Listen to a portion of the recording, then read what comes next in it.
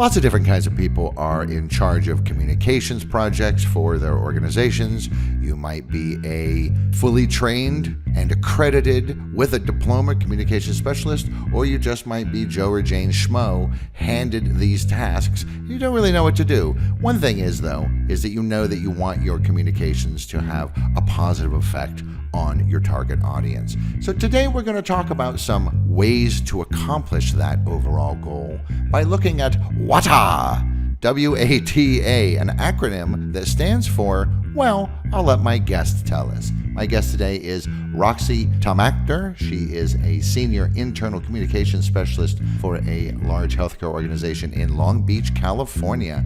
Welcome to the podcast, Roxy. Hi, Derek. Thank you so much for having me, and great job on saying W.A.T.A. W.A.T.A. W.A.T.A. Let's wake everybody up. And that's exactly what I want to share with you today. It's this energizing, quick to remember acronym. And it's something that I've applied in my career in communications for the past 15 years. Well, energizing sounds like a pretty good thing to me. So grab yourselves a cup of coffee, folks, and settle back for this episode of Digital Signage Done Right. Thank you, Roxy, for talking to me today, and thank you all of you for listening. I remind you that you can subscribe to this podcast.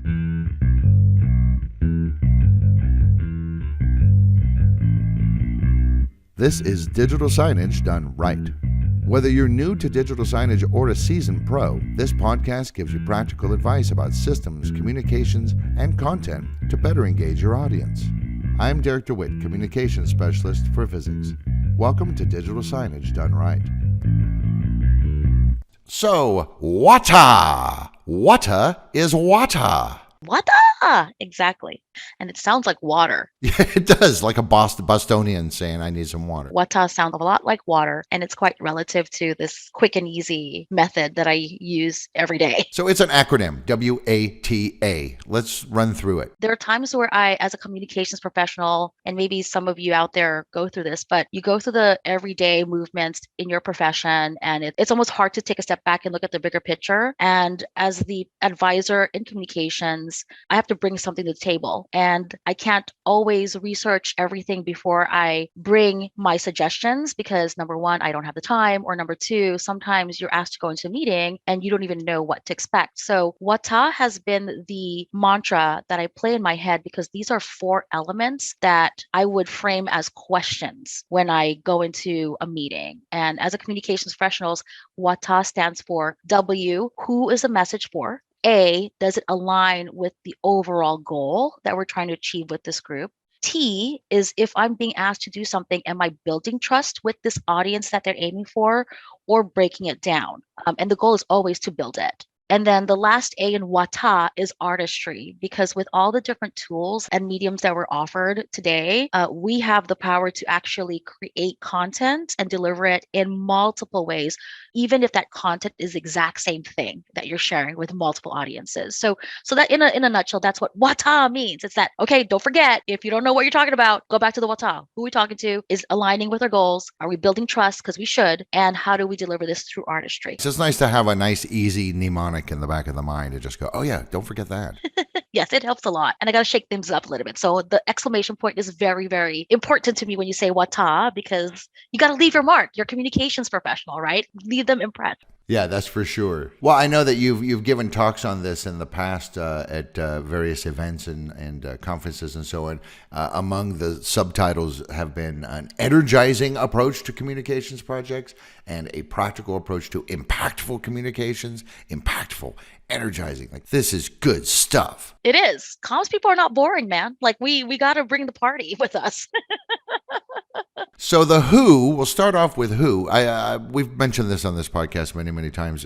In addition, you have to know who your audience is. Now, I know, like, if you're in a retail setting, obviously the idea is, well, I don't know, our audience is potentially everybody. But that's actually not always the case. There are certainly certain products and services that are marketed to certain demographics, certain segments, certain income groups, even certain geographical areas and so on. So you really do have to find out who it is you're trying to reach. How do you do that? Sure. And it goes back to foundations. Again, it's always, I have a journalist background, so it's asking the questions. The who is basically their general demographics, everything from age, male, female, sometimes sexual orientation, and knowing those bullet points.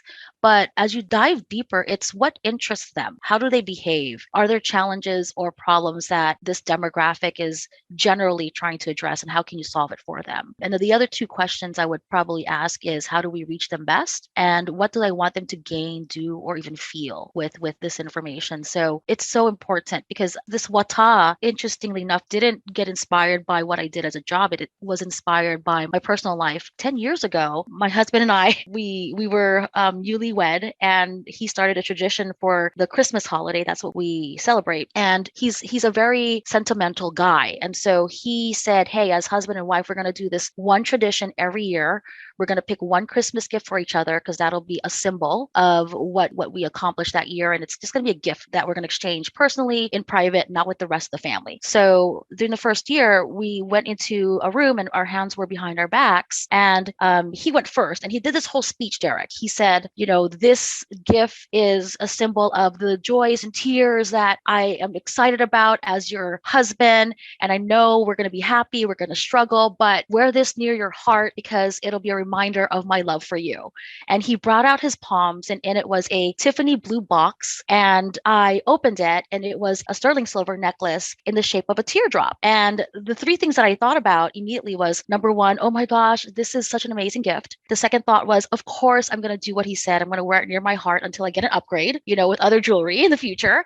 And then number three was, holy crap, I cannot believe he got me this because my gift was not to that caliber. In fact, when I handed him my gift, it was in a brown paper bag. And the two words I told my new husband was, I'm sorry. I'm so sorry. And he opened it, and it was this makeshift. It's one of those, I don't even know how to describe it. It was a lamp that was shaped in a beer bottle. And when you plugged it in, the beer bottle would float over this cup, and there would be like lit water that would go from the beer bottle into this mug.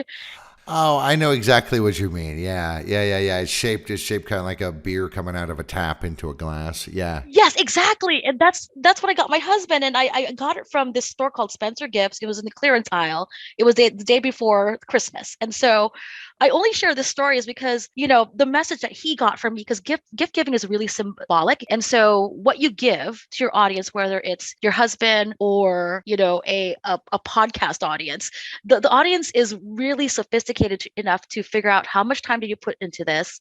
Number two, what do I do with this? Is it valuable or not? And if you don't put thought into it, they walk away thinking, like my husband did, what is this? I'm never going to be excited to receive gifts again from my wife. Right. Have I made a mistake?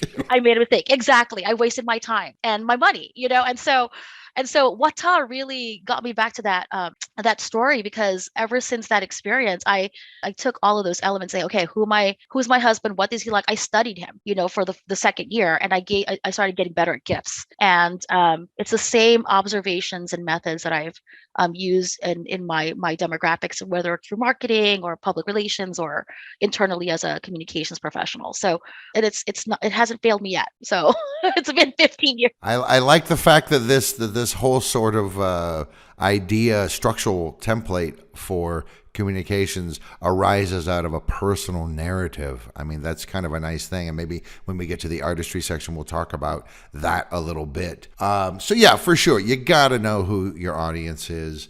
How do you do it, though? Do you conduct surveys? Do you just hang around and stare at them like you did your husband? Or how do you figure out who your audience is? For me, and I've learned over the years, it's a combination of different tactics. Yeah, we do surveys, but surveys can sometimes skew the authenticity of the demographic because they know it's a survey. What I started doing was for example, when I need to do a human resources survey, I have layers of ambassadors, so if there's a demographic, let's say it's the frontline worker, I figure out who are the influencers in that frontline worker circle. I actually gather all of them and I ask them questions, again, tell me about your people. What interests you? What makes you tick? What do you like to celebrate? What gives you stress? And then based on what their responses are, I create this conversation, and then we together come up with a solution. And based on those solutions, I use their language, and then I pretty much regurgitate what they've given me and create it into content that their audience understands, because I can't sit behind my desk and guess how people live. I have to go through the people that actually are part of that circle. So it's never a big net now. I have to really spend some time and build relationships with these influencers. Right. And I think the word relationship is key there because, like in a relationship, whether it's a romantic relationship or your parents or your kids or your friends or whatever, one of the reasons that those things are so strong is because they're updated so frequently. So, you know how it is. If you don't see a friend or communicate with a friend but once every 5 years, your communications are mainly just catching up. Whereas when you're in constant contact and there is this kind of co-evolution as we move through time together, you don't have to do that. It's like, I know you. I know what you want to drink. I'm just going to go buy it for you. Exactly. Exactly. Yeah, you got to have allies. You can't just do it alone, and that's the beauty of it. And it becomes fun after a while. If you like those people. If you like those people, and if you don't, you find people that actually like those people and you work with those people. So the circle, it breaks, and you have to be a little bit fluid in how you get your information. So, all right, you know who you're going to be communicating with. Obviously, it's always taken with a grain of salt. Like, you always have to be careful about generalizing too much from demographics. Like I'm a Gen Xer, and yet there are plenty of people out there who are also Gen Xers. But from my perspective, because I was born in 1967, so I'm an older one. A lot of the younger Gen Xers are much more like millennials to my mind. So there's a lot of we're not pigeonholing people too much, but we are using the information we have and the general broad strokes of these categories to, yes, generalize, but for a purpose, and that purpose is the A, which is to come into alignment with them as much as possible. Yes, absolutely. Yes, and thanks for framing that.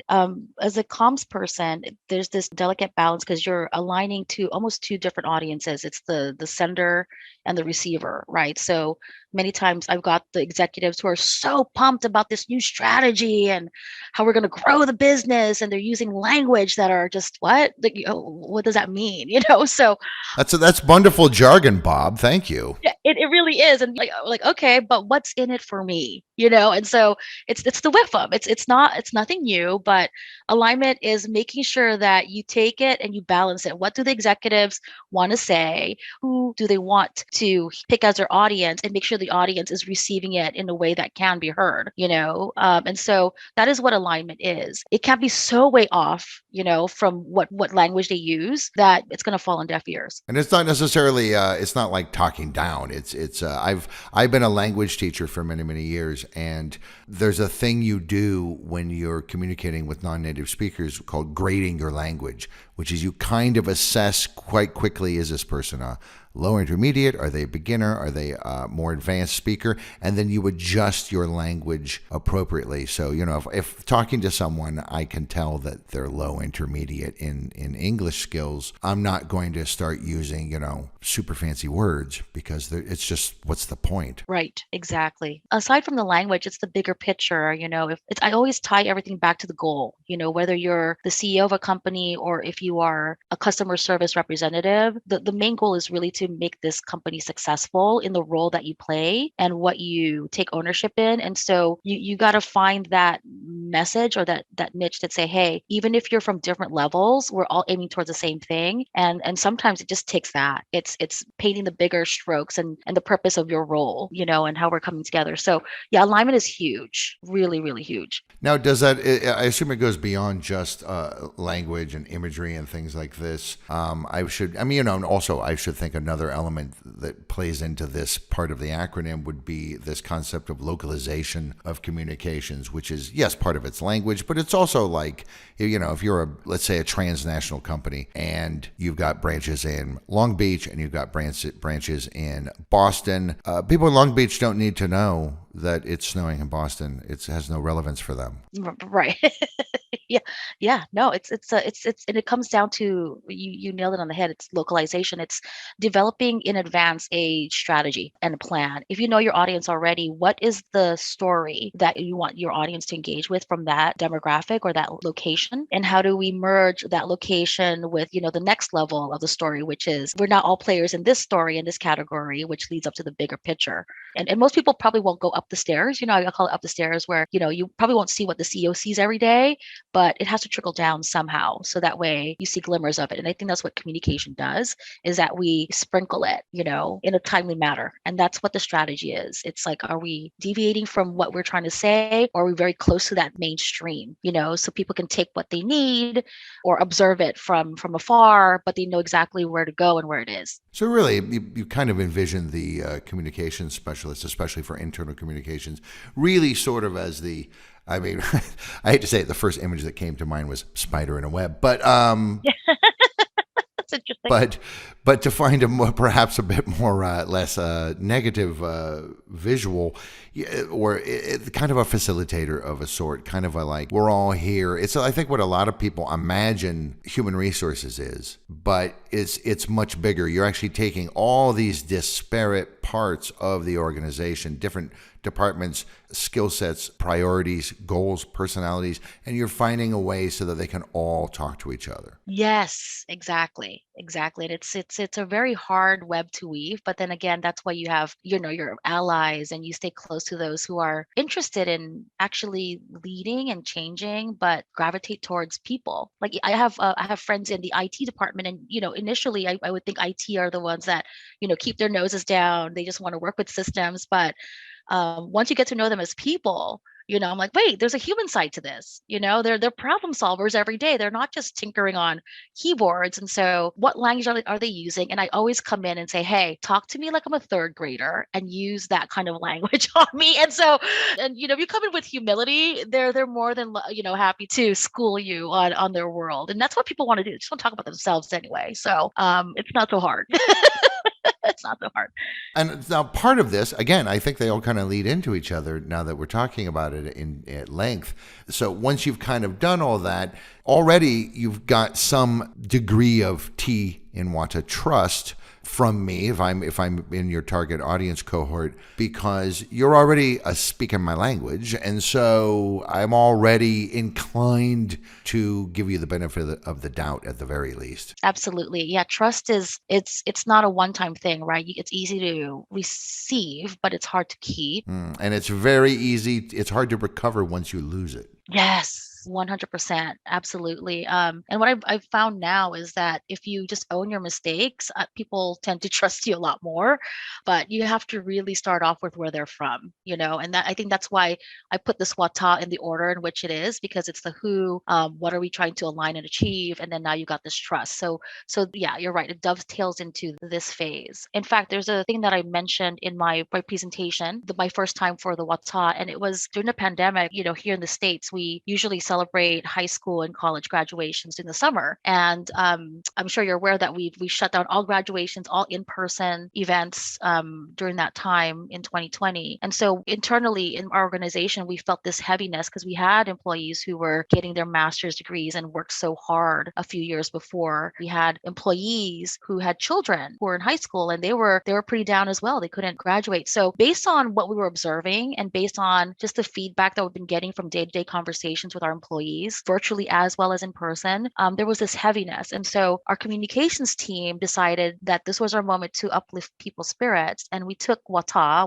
We said, okay, who's our who? It's our employees, specifically those who are missing out on a celebration this year. And our alignment was basically talking about our values as a company, which is making people feel like they're family. And when family's down, you bring them up. So to build trust, we actually reached out to all our employees and say, hey, if you're missing your graduation, we're going to do a virtual one this year. So we decided to ask for photos, names, school colors. And what we did was we did this photo montage of all the graduates.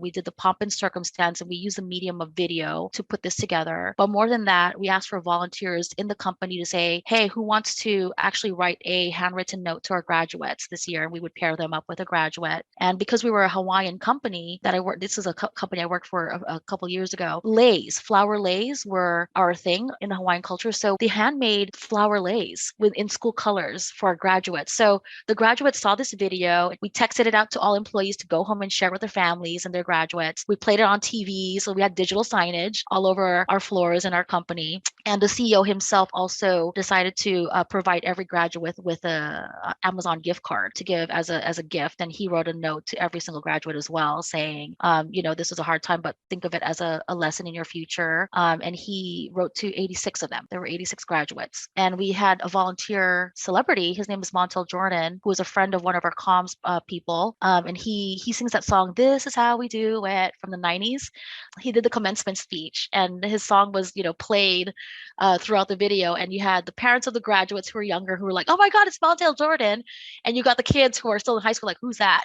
So it was a melding of everything. But it was the most seen video that we found in analytics that our employees have watched over and over again. And it was reshared on social media. It helped with our employer branding, like, wow, this is their culture. They actually care for their people. So it spread like wildfire. And it was a team of three of us that did this. So that's an example of trust, and since then it's, people would come to us to give us feedback and say, what else can we do, to help with it. Right, because hey, that thing you did was so awesome. I think I can talk to you. Yes, exactly. Between you and me and the fence post, I think that sounds like a lot nicer than putting on a hot black gown and a nasty hat and sit and listen to some old person talk about, you're going to be the future, and then oh, thank you. Me and a million other people got a little bit of applause. This sounds much nicer, frankly. Yes, it is. It's much more personalized, yeah. So yeah, it was a good time. And, I always try to find moments to do that. So celebration is always one of those things that I feel builds trust the most. What can I do to celebrate you? Like you mentioned that you had digital signage, for example. You can really, with a medium like that, you can really give out really up-to-date information, and you can create an environment, a communications environment that is authoritative and reliable. And I would imagine that's another way to build trust. Sort of the left brain version. Yes, 100%. And I think that's the beauty of our job as communicators is, how do we, again, find that balance? Because, I've dealt with different personalities who are like, wait, that's kind of hoity-toity. We're always celebrating all the time. You're too much of a party person. Like, how can I have you talk strategically? And it goes down to the A, which is artistry. And it's artistry to me in W.A.T.A is really how to be that source for different people. It's like water. I mean, W.A.T.A sounds like water. And so in a crisis, you have to have that authoritative voice, like a tsunami hitting land. As a communicator, you got to get information fast. You got to get to the right people, make sure that it gets people to safety. And so that's like the crisis part of communications, where it's urgent and there's no time for play. And you've got the slow, steady stream, where it's more longitudinal, and you observe it from afar. So with communications, if you're talking about a town hall meeting or a conference, you've got the top to bottom, and wherever you are in view of that, you can still see it, and you're part of it. So it's a slow, steady stream, and you're part of that big that flow. So information flows right from top down. And then you've got I'm not sure if you know this, but there's an artist from Japan. He was from the 1800s. His name is Katsushika Hokusai, and he created that great wave of Kanagawa. Oh yeah, famous, yeah. Very famous. It's, again, that's like the dynamic, urgent, fast moving water.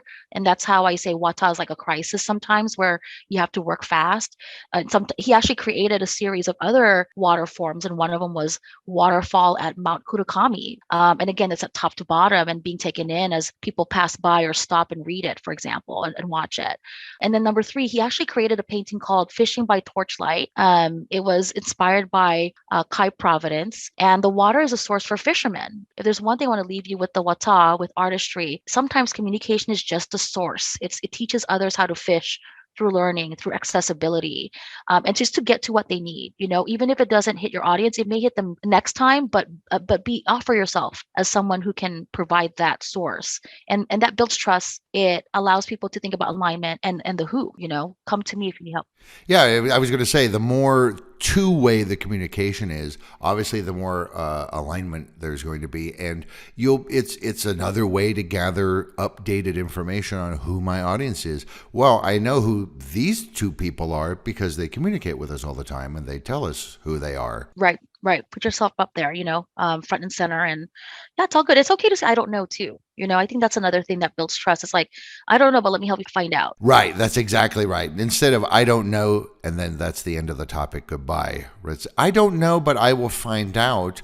How can I let you know? And the reason I say that is because you made an interesting comment in there quite early on about what kinds, like finding out what communications channels are best for particular people in your audience. Meaning what? Whether it's email, whether it's digital signs, whether it's tackling them in the hallway. Yes, yeah, it can be face to face. In fact, there's a book. I've actually read it several times and I bought copies for my team. And it's called The Content Field Framework. I'm not sure. Have you heard of it? It's by Melanie Duziel. She's up and coming, especially with content marketing. And she comes up with at least 11 different types of forms for communication. So it's infographic, video is another form, email, written letters. I mean, she goes into different types of examples of, how to actually take one piece of content and transform it into these different forms. Right, because the information content is essentially the same. It's whatever. It's look, 401k sign up ends on the 12th. That's the end of that. But we can communicate that in all these different ways. Absolutely. Yeah. So I would recommend that book. It's really good. She talks about tools. So if you are a marketer for real estate, I mean, you have these can afford a home calculators. That's a communication tool. You have people engage with it. And yeah, I use this as a framework a lot. But you're right. You can use different forms, much like water. You can be hard. You can be soft. You can steam. It could be steam. It could be steamed. Exactly. Depending on what you're going for. Just note for listeners, make sure to check out the transcript of this episode on the Visix website under Resources Podcasts, and there will be links in there to some of the things Roxy's talking about, including this book. It all seems very human-centric, if I may. There's this idea of human-centered design, which you kind of think like, well, duh, who else would it be for? I'm not designing for parakeets. And yet, I think a lot of times, the sort of a concept or an idea gets pushed out there, and the human, in this case, the audience, or if it's a building, the people who are going to be utilizing that building, or how you do bicycle lanes in a city, it's for the bicyclists. And that's great that you came up with this whole plan all on your own in a conference room. But on the ground, it's not actually very effective. And in fact, it's dangerous and it doesn't really work for people. So I think that this kind of way of approaching communications, especially internal communications, it kind of reminds you at every step that it's people talking to people, That's really what yes, I am the spokesperson essentially for the organization, and the organization is this amorphous blob concept. But an organization is people. 100%. And that's not going anywhere, folks. Like, people is always and has been the audience, like you said. Until our machine overlords one day replace us. Exactly. But who are building those machines? People, right? So it's still... That's right. But it's funny. I saw something that you'd something that you'd given in a presentation once. You also talk about sort of investing in the digital experience as a way to add value to communications projects. What do you mean by that? We all know that communication is no longer writing things down and sending it out. It's all about how people share information, and it's omnichannel.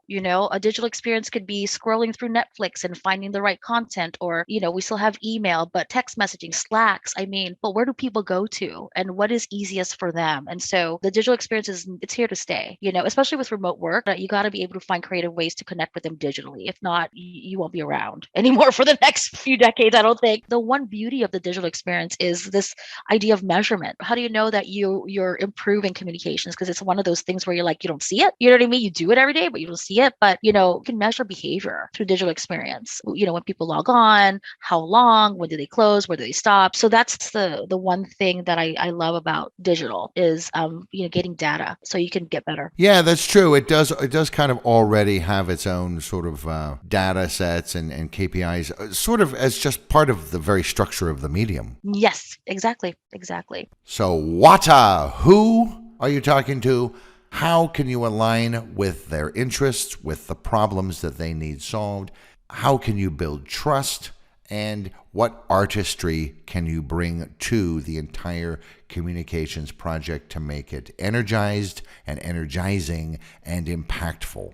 That's what W.A.T.A is all about. And that is what Roxy Tomacder, Senior Internal Communications Specialist, uses as her guiding star as she wanders through the universe of internal communications. I'd like to thank Roxy for talking to me today. Thank you, Roxy. I feel energized, and I feel like I was impacted. Oh, wonderful. Thank you, Derek. This was such a fun time. And thank you again. I hope people take away what they learned from this episode. For the people who are interested in what Roxy has to say, and she has a lot more to say than just what we've covered here, you can find her on LinkedIn, the social network for business professionals. And you can find there all sorts of interesting things, links to articles, handouts that she has, and much, much more. Yep. Please connect with me.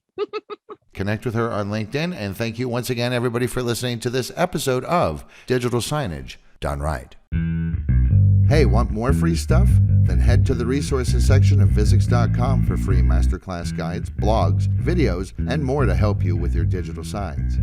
Please share, subscribe, and leave a review of this episode, and connect with us on social media.